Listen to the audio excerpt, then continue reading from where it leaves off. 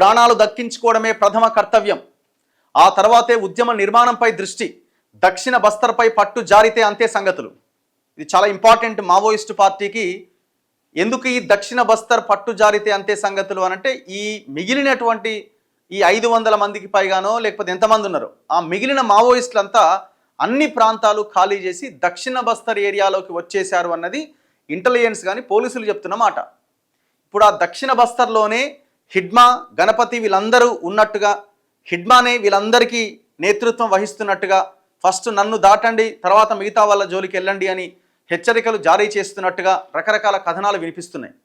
ఇప్పుడు ఆ దక్షిణ బస్తర్ ఏరియాలో ఉన్నటువంటి ఆ మావోయిస్టులు ఫస్ట్ మనం ప్రాణాలతో మిగిలితే భవిష్యత్ ఏంటనేది మనకి క్లారిటీ వస్తుంది అన్న ఆలోచన చేస్తున్నారట. ఇక్కడ బలగాలను నిలువరించడమే అతి ముఖ్యం. మల్లోజుల, ఆషన్న ఎలాంటి సమాచారం ఇస్తారు అనే దానిపై మావోయిస్టు కేంద్ర నాయకత్వంలో టెన్షన్. డంపులు, ఇన్ఫార్మర్ల సమాచారం బహిర్గతం అవుతుందేమో అనే ఆందోళన. ఒకవైపు నాయకత్వ పరిరక్షణ, మరోవైపు క్యాడర్ సంరక్షణ కత్తి మీద సామే. క్యాడర్ ఆత్మస్థైర్యాన్ని దెబ్బతీసిన వరుస ఎన్కౌంటర్లు, అగ్రనేతల లొంగుబాట్లు. శ్రేణుల్లో ఆత్మస్థైర్యం నింపడమే ఫస్ట్ ప్రయారిటీ.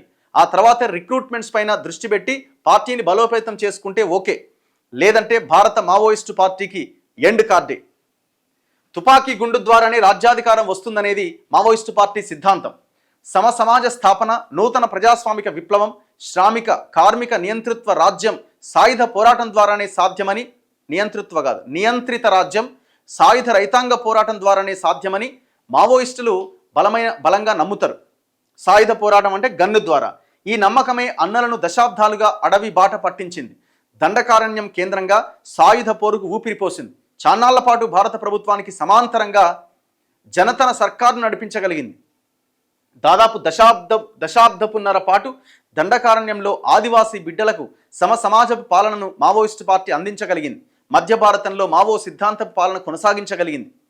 డీకేలో ఉన్న పట్టును దేశంలోని ఇతర ప్రాంతాలకు విస్తరించగలిగేందుకు ప్రణాళిక రచించుకుంది. అయితే అంతటి వైభవోపేతాన్ని చవిచూసిన పార్టీ మావోయిస్టు కీలక నాయకులు ఇప్పుడు ప్రాణాలు దక్కించుకుంటే చాలనే పరిస్థితికి వచ్చేశారు.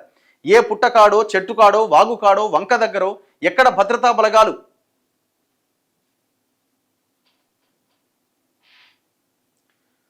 చంపేస్తాయేమో అని ఆ పార్టీ క్యాడర్ బిక్కుబిక్కుమంటూ గడపాల్సిన సిచ్యువేషన్. 2018కి ముందు మధ్య భారతంలో మావోయిస్టు పార్టీ చాలా బలంగా ఉండేది.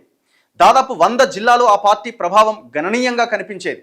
ఛత్తీస్గఢ్, మహారాష్ట్రలోని గడ్చిరోలి, చంద్లాపూర్, గోందియా, ఆంధ్ర, ఒడిశా సరిహద్దు ప్రాంతాలు, జార్ఖండ్, పశ్చిమ బెంగాల్, బీహార్ బోర్డర్లో పార్టీ ప్రభావం ఉండేది. కానీ అప్పటి పరిస్థితులు ఇప్పుడు ఎంత మాత్రం లేవు. మావోయిస్టులకు అత్యంత పట్టున్న ఉత్తర బస్తర్, మాడు ప్రాంతాలు ఇప్పుడు భద్రతా బలగాల ఆధీనంలోకి వచ్చేశాయి. ఆంధ్ర, ఒడిశా ఏరియాల్లో కూడా బలగాలకు గ్రిప్ వచ్చింది. మహారాష్ట్రలోని 3 జిల్లాల్లో కూడా మావోయిస్టు పార్టీ దారుణంగా దెబ్బతిన్నది. ఒకప్పుడు బలంగా ఉన్న జార్ఖండ్లో కూడా ఆ పార్టీ దారుణ పతనావస్థకు చేరుకున్నది. అత్యంత గ్రిప్ ఉండే మాడు పైన కూడా పార్టీకి గ్రిప్ తప్పింది. ఇక్కడ బలగాలు పెద్ద ఎత్తున తమ బేస్ క్యాంపులు ఏర్పాటు చేసుకుని తిష్ట వేశాయి. దీనికి ఆ పార్టీ కీలక నాయకుల వరుస ఎన్కౌంటర్లు, లొంగుబాట్లు కోలుకోలేని దెబ్బతీశాయి. కేంద్ర కమిటీ సభ్యులు మోడెం బాలకృష్ణ, చలపతి, సుధాకర్, పార్టీ ప్రధాన కార్యదర్శి నంబాల కేశవరావు, కట్టా రామచంద్రారెడ్డి, కడారి సత్యనారాయణ వంటి కీలక నాయకులు బలగాల చేతుల్లో ఎన్కౌంటర్ కావడం క్యాడర్ ఆత్మస్థైర్యాన్ని దెబ్బతీసింది. దీనికి తోడు మావోయిస్టు పార్టీ పోలిట్ బ్యూరో సభ్యుడు మల్లోజుల వేణుగోపాల్, కేంద్ర కమిటీ సభ్యుడు తక్కళ్లపల్లి వాసుదేవరావు అలియాస్ ఆషన్న లొంగుబాటు మావోయిస్టు పార్టీని కుదిపేసింది. వీరి లొంగుబాటు మావోయిస్టు సిద్ధాంతానికి పూర్తి విరుద్ధమని ఆ పార్టీ అంటోంది. వాళ్ళు విప్లవ ద్రోహులు అంటున్నది. మావో తుపాకీ గుండు, సాయుధ తిరుగుబాటు ద్వారానే శ్రామిక రాజ్యం సాధ్యమవుతుందని చెప్పారు. కానీ మల్లోజుల, ఆషన్న మాత్రం దశాబ్దాల పాటు ఆ సిద్ధాంతాలే నమ్ముకొని అడవుల్లో ఉద్యమాలు చేసి ఇప్పుడు అవే తుపాకులను మహారాష్ట్ర, ఛత్తీస్గఢ్ ప్రభుత్వాలకు అప్పగించడం, ఇది ఏ విధంగా వారు సమర్థించుకుంటారనే అభిప్రాయాలు వ్యక్తమవుతున్నాయి. సో ఇట్లా ఇప్పుడు మావోయిస్టు పార్టీ కీలక నాయకులు ఎందుకు చనిపోయారు, ఎట్లా చనిపోయారు, మావోయిస్టు పార్టీ పతనావస్థ కారణం ఏంటంటే ప్రభుత్వాల దాడులు ఎంత ప్రభావం చూపించాయో అంతకంటే భయంకరంగా మావోయిస్టు పార్టీలో ఉన్న కోవర్టులు వాళ్ళకి ద్రోహం చేసి సమాచారం ఇచ్చిన వాళ్ళది అతిపెద్ద ఇది. ఇప్పటి నుంచి కాదు, ముందు నుంచి మావోయిస్టు పార్టీ స్టార్ట్ అయినప్పటి నుంచి ఈనాటి దాకా మావోయిస్టు పార్టీలో ఉన్నటువంటి వాళ్ళే పోలీసులతో, రాజ్యంతో కుమ్మక్కై కోవర్టులుగా మారిన వాళ్ళ వల్లనే పార్టీ పతనావస్థకి రావడానికి ప్రధానమైన కారణం. ఇప్పుడు ఆ దక్షిణ బస్తర్ ప్రాంతంలో ఇగో మావోయిస్టు పార్టీకి మొదటి నుంచి ఇన్ఫార్మర్ల వ్యవస్థే ఆయువు పట్టు. మల్లోజుల పోలిట్ బ్యూరో స్థాయి నాయకుడు అయినందున పార్టీకి సంబంధించిన ఇన్ఫార్మర్ల వ్యవస్థ గురించి మంచి అవగాహన ఉండే ఛాన్స్ ఉన్నది. ప్రస్తుతం మల్లోజుల సరెండర్ అయినందున ఆయన బలగాలకు దండకారణ్యంలోని మావోయిస్టు పార్టీకి సంబంధించిన వేగుల సమాచారాన్ని ఎక్కడ బలగాలకు చేరవేస్తారో అనే భయం కూడా పార్టీ నాయకత్వాన్ని వెంటాడుతోంది. ఇక ప్రస్తుతం కీలక నాయకులు మొత్తం దక్షిణ బస్తర్లోనే తలదాచుకున్నట్టుగా సమాచారం. ఇక్కడ పార్టీకి ఇన్ఫార్మర్ల వ్యవస్థ, అక్కడి క్యాడర్ నేతల మూమెంట్స్, వారి కదలికలకు సంబంధించిన కీలక సమాచారం కనుక బలగాలకు చేరితే దక్షిణ బస్తర్ కూడా త్వరలోనే బలగాల ఆధీనంలోకి వచ్చే అవకాశాలు ఎక్కువ.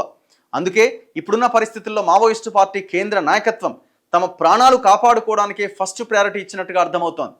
ఆ తర్వాత పరిస్థితులు చక్కబడితే మళ్ళీ ఉద్యమాన్ని నిర్మించుకోవచ్చని భావిస్తోంది. అందుకే ఆ దిశగానే పార్టీ అగ్రనాయకత్వం అత్యంత జాగరూకతతో వ్యవహరిస్తోంది. ఇందులో ఏమాత్రం తేడా వచ్చినా భారత మావోయిస్టు పార్టీకి ఎండ్ కార్డు పడడం ఖాయంగా కనిపిస్తోంది. చూడాలి మరి ఇది ఒక క్లిష్టమైన ఆ పార్టీ దశాబ్దాల పోరాటంలో ఇది ఒక అటా ఇటా అనే పరిస్థితిలో ఉన్నటువంటి సిచ్యువేషన్. సరే, చాలామంది ఐడియాలజీ ఉంటుంది, భావజాలం చాలా గొప్పది, ఇట్లా రకరకాలుగా ఎంత మాట్లాడినా మనుషులే లేనప్పుడు, ఫిజికల్గా మనుషులే లేనప్పుడు ఎంత భావజాలం ఏమున్నా ఏం ఉపయోగం? సో ఇది చాలా కీలకమైన సమయం ఇది.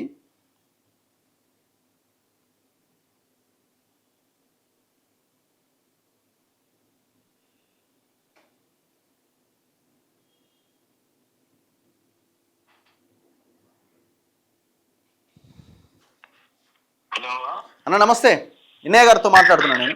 హలో అన్న. హలో నమస్తే, లైవ్లో ఉన్నారు మీరు. ఇప్పుడు నిన్నటి నుంచి ఒక వార్త ఇప్పుడు ఈ మొత్తం అన్ని ప్రాంతాలు, దేశంలో ఉన్న అన్ని ప్రాంతాలు ఖాళీ చేసి దక్షిణ బస్తర్ ఏరియాలో మావోయిస్టులు తలదాచుకున్నారు. హిడ్మా వీళ్ళందరికీ అంటే నాయకత్వం కాదు కానీ అంటే హిడ్మా ఆధీనంలో వీళ్ళందరూ ఉన్నారు, తనే చూస్తున్నాడు మొత్తం భద్రతనంతా, వీళ్ళ భద్రతనంతా. 500 మందికి పైగా మావోయిస్టులు ఉన్నారు, కేంద్రం కూడా రాజ్యం కూడా వీళ్ళ మీద ఫోకస్ చేసింది అనేది ఒక వార్త చాలా పెద్ద ఎత్తున వైరల్ అవుతున్నది. ఇప్పుడు దక్షిణ బస్తర్ అంటే ఏ ప్రాంతాలన్నా అంటే మీరు? దక్షిణ బస్తర్ అంటే మన తెలంగాణ సరిహద్దు ప్రాంతం ఏదైతే ఉన్నాయో, కర్రెగుట్టలు ఎళ్ళకి వస్తుంది, అది కొంత ఏమో తెలంగాణ బార్డర్ లో ఉంటది, తెలంగాణ టెరిటరీలో ఉంటది. ఓకే, కొద్ది శాతమే, చాలా కొద్ది శాతం ఉంటది. ఎక్కువ శాతం ఇది ఒక 20-25 ఉంటే 70-75 ఛత్తీస్గఢ్ భూభాగంలో ఉంటది. ఇప్పుడు మన ఇక్కడ చెర్ల, కొత్తగూడెం, మన ఖమ్మం జిల్లా చెర్ల, అక్కడి నుంచి మొదలుకుంటే అది దాదాపుగా మహారాష్ట్ర సరిహద్దు దాకా ఈ మొత్తం ఈ రాష్ట్రాన్ని, తెలంగాణ రాష్ట్రాన్ని, ఛత్తీస్గఢ్ ని విభజించేది కరగుట్టలే. ఓకే, అవును. కాబట్టి ఈ సరిహద్దు ప్రాంతం ఏదైతే ఉందో అది ఛత్తీస్గఢ్ బార్డర్ లో ఉన్నటువంటి కరగుట్టలు కావచ్చు, తెలంగాణ సరిహద్దులో ఉన్న కరగుట్టలు కావచ్చు, మొత్తం కూడా ఇది దాదాపు ఇప్పుడే కాదు, అది దాదాపుగా 1970s నుంచే నక్సలైట్లకి, మావోయిస్ట్ పీపుల్స్ వారికి, మావోయిస్టులకి సురక్షిత రక్షణ ప్రాంతంగా మొదటి నుంచి ఉన్నది, ఇది కొత్త ఏం కాదు. ఓకే, ఇప్పుడు మిగతా ప్రాంతాలతో కంపేర్ చేసినప్పుడు ఇది ఇంకా అంటే వీళ్ళకి ఇబ్బంది లేని ప్రదేశమా దక్షిణ బస్తర్? అంటే ఇప్పుడు వీళ్ళు చెప్పేటువంటి అబుజ్మాడ్ కావచ్చు, నేషనల్ పార్క్, దాంతో పోలిస్తే ఇది మొత్తం కూడా పూర్తిగా కొండలు, గుట్టలు, ఎత్తులు, లోయలు, గుహలు, ఈ విధంగా ఉండేటువంటి ప్రాంతం అన్నట్టు. ఓహో, ఓకే. ఆ రోజుల్లోనే అంటే దాదాపుగా బ్రిటిష్ వ్యతిరేక పోరాటాలు కావచ్చు, మొఘళ్ళ వ్యతిరేక పోరాటాలు కావచ్చు, ఆదివాసీలు బస్తర్ లో పోరాటాలు నిర్వహించినంతా కూడా ఇక్కడ ఈ కరగుట్ట ప్రాంతాన్ని బేస్ చేసుకుని అప్పుడు సాయుధ పోరాటం చేసిన, అప్పుడు గెరిల్లా పోరాటం చేసిన, అప్పుడు బ్రిటిష్ వ్యతిరేక పోరాటం చేసినా గానీ అప్పుడు ఉండదారు నాయకత్వంలో ఛత్తీస్గఢ్ లో బస్తర్ లో పోరాటాలు చేసింది కూడా అక్కడి నుంచే. ఒకటి అబుజ్మాడు, ఇంకోటి కరగుట్టలే. నేషనల్ పార్క్ అనేది ఇప్పుడు అదేంటంటే అది నదుల విభజనతో కూడినటువంటి ప్రాంతం నేషనల్ పార్క్ లో ఉండడం వల్ల బలగాలు నదులను దాటి పోవడం అనేది కష్టం అనే దాంతో నేషనల్ పార్క్ ప్రాంతం అంతా కూడా సురక్షిత ప్రాంతంగా ఉంది. ఇటు ఇంద్రావతి గాని ప్రాణహిత గాని ఇప్పుడు ఇప్పుడు ఇప్పుడు వీళ్ళు ఈ దక్షిణ బస్తర్లో ఉండి వాళ్ళు ప్రాణాలు కాపాడుకోవడానికి అవకాశాలు ఎక్కువగా ఉన్నాయని అనుకోవచ్చా మనం? అంటే ఈ ప్రాణాలు కాపాడుకోవడం అనేది అది ఎవరి చేతిలో ఉన్న పని కాదు. అది ఓకే. ప్రాణాలు తీయడమా ప్రాణాలు కాపాడుకోవడం అనేది అది వాళ్ళు వేసుకునే ఎత్తుగడల మీద ఆధారపడి ఉంటది, వ్యూహం మీద ఆధారపడి ఉంటది, బలగాలు చేసేటువంటి అదేలేండి వ్యూహాలు వాళ్ళ దాని మీద ఆధారపడి ఉంటది. ఓకే. అది మనం బయట నుంచి ఏం చెప్పలేదు. అదే పోలీస్ బలగాలు ఏం చేస్తాయి. ఓవరాల్ గా మీకు అనిపిస్తున్నది ఏంది? ఇప్పుడు వాళ్ళిద్దరు లొంగిపోయిన తర్వాత ఖచ్చితంగా వాళ్ళు ఇప్పుడు విప్లవ ద్రోహులని పార్టీ అంటున్నది. సో మరి విప్లవ ద్రోహులని పార్టీ అంటున్నారు, వాళ్ళు ఖచ్చితంగా సమాచారం ఇస్తారు కదా. ఇప్పుడు వాళ్ళు దశాబ్దాలుగా దాదాపు 40-45 ఏళ్ళుగా పార్టీలో ఉన్న వాళ్ళు ఇచ్చిన సమాచారం అంటే చాలా కీ ఇన్ఫర్మేషన్, అథెంటిక్ ఇన్ఫర్మేషనే వాళ్ళు ఇస్తారు. సో ఇది ఓకే. సో భవిష్యత్ ఏంటి అని మీరు ఒక అంచనా వేయగలుగుతారు మావోయిస్ట్ పార్టీది? ఎండ్ కార్డా లేకపోతే ఇవన్నీ కూడా ఏంటంటే ఇప్పుడు ఈ నష్టాలు కష్టాలు లేకపోతే ఈ తాత్కాలిక తిరోగమనాలు ఇవన్నీ కూడా ఏంటంటే ఉద్యమంలో ఉన్నవానికి ఇవన్నీ పెద్ద లెక్క ఉండవు. ఉద్యమంలో ఉన్నవానికి, యుద్ధంలో ఉన్నవానికి, పోరాటంలో ఉన్నవానికి, సమాజ లక్ష్యంగా ఉన్నవానికి ఇవన్నీ పెద్ద విషయాలుగా పరిగణించబడవు. ఓకే. అవి వాళ్ళు ఇప్పుడు బయట దిగిన బయటకి ఎట్లా రావాలనేది వానికి ఉండే వాని ఆలోచన, వానికి ఉండే వాని ఎత్తుగడలు వానికి ఉంటాయి. ఇప్పుడు వాట్ అబౌట్ హిడ్మా గురించి గొప్పగా చెప్తున్నారు అండ్ సో తనే ఇప్పుడు కీలకం కాబోతున్నాడు అని అంటున్నారు. అట్లుండదా? ఓకే. పత్రికలు మీడియా సెన్సేషన్ కోసం చేస్తున్నది కానీ నన్ను దాటండి ఫస్ట్ అని రాస్తున్నారు కదా. వాళ్ళు ఆయన ఎవరికి చెప్పిండు, ఎవరి షోలో చెప్పిండు. అదే కదా. అవును, అదే కదా. పార్టీలు విప్లవోద్యమంలో విప్లవ పార్టీలు ఎప్పుడు కూడా పార్టీ ముఖ్యం, వ్యక్తుల మీద ఆధారపడి సిద్ధాంతాన్ని నమ్ముకుంటారు, పార్టీని నమ్ముకుంటారు కానీ సైన్యం మీదనో అసలు తుపాకీ కొట్టడం ద్వారా రాజ్యాధికారం వస్తుంది అనేది తప్పుడు ఆలోచన.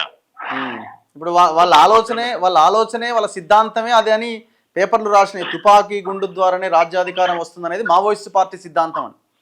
ఎక్కడ చెప్పిండు, ఎవరు చెప్పిండు, ఏ డాక్యుమెంట్ లో ఉన్నది, ఏ డాక్యుమెంట్ లో ఉందో ఎవరైనా చూపించమని చూద్దాం. ఓకే. ఫలానా డాక్యుమెంట్ లో ఉన్నది, ఫలానా సర్క్యులర్ లో ఉంది, ఓకే, లేకపోతే ఫలానా వాళ్ళు చేసిన తీర్మానాల్లో ఉంది. అసలు సాయుధ పోరాటమైనా తుపాకీ కొట్టమైనా ఇవన్నీ కూడా వాళ్ళు స్వీయ రక్షణ కోసం ఏర్పాటు చేసుకునేదే గాని, అంతేగాని ఇది ఎవరు ఏదున్నా పార్టీ సిద్ధాంతము, పార్టీ ఆలోచన, పార్టీ భావజాలం దాని మీద ఆధారపడి ఉంటది కానీ తుపాకీని నమ్ముకున్న రాజ్యము గెలవదు, తుపాకీని నమ్ముకున్న కమ్యూనిస్టులు, మార్క్సిస్టులు కూడా గెలవరు. అంతే. ఏదున్నా సిద్ధాంతాన్ని నమ్ముకోవాలి, ఆచరణను నమ్ముకోవాలి, వాళ్ళ విద్యార్థులను నమ్ముకోవాలి, ప్రజల్లో ఉన్నటువంటి ఆసక్తి ఏదైతే ఉంటుందో ఆ సమస్యలు ఏవైతే దాన్ని నమ్ముకోవాలి. తుపాకీని నమ్ముకున్నాడు ఎవడైనా బాగుపడ్డా? రైట్ అన్న, కలుద్దాం. Thank you. సో మరి చూడాలి ఏం జరుగుతుంది ఏంటనేది. మొత్తానికైతే దక్షిణ బస్తర్ ఏరియాని కేంద్రకంగా తీసుకొని వాళ్ళంతా అక్కడ ఉన్నట్టుగా వార్తలు అయితే వస్తున్నాయి.